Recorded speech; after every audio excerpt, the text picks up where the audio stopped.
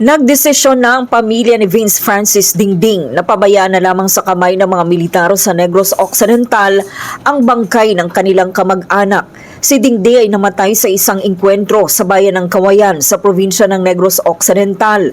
Kinumpirma ng militar na miyembro ng New People's Army ang 30 anyos na dating student leader ng University of the Philippines sa Cebu. Nirerespeto ng militar ang desisyon ng pamilya pero susubukan pa rin umano nilang ibalik ang bangkay ni Vince sa kanyang pamilya.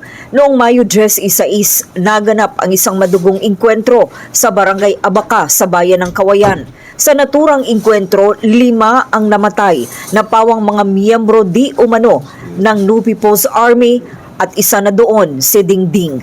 Para sa MyTC Network News, ito si Sunshine Lacson. Para sa Kampiyon na Balita, Serbisyo Publiko at Kasiyahan sa Bacolod at buong Pilipinas, K5 News FM.